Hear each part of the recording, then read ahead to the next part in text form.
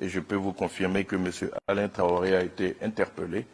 N bɛ se ka sɛmɛntiya aw ye k'a fɔ ko lakanatigilamaaw ye Alain Traoré minɛ wa sɛgɛsɛgɛliw bɛ senna nin waati in na. Côte d'Ivoire marabaajɛkulu kumalasela Amadu Kulibali ale y'i kanbɔ ni o de ye kunnafonidilaw ɲɛkɔrɔ. Kumalasela in ale ma sɔn ka kunnafoni jɔnjɔn kɔni di cɛ in minɛkun kan, nka a ko abada ko a ma deli ka tunu ko o ko suguya ko tɛ kɛla a Côte d'Ivoire dugukolo kan.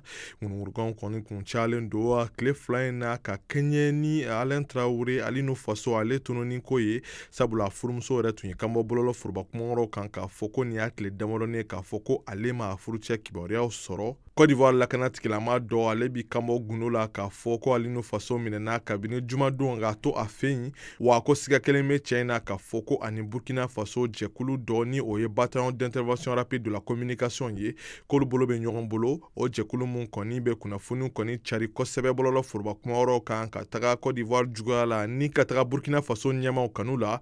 Ale n'u faso siga kelen don ale la fana k'a fɔ ko a nana bɔ États-Unis Ibrahima Mayiga ye, ni o fana ye maa ye mun kɔni donnen bɛ kosɛbɛ bɔlɔlɔ forobakumayɔrɔw kan Facebook yɛrɛ sanfɛ. O yɔrɔ mun na a bɛ Côte d'Ivoire marabaw kɔni olu jalaki ani ka olu dɔgɔya kosɛbɛ.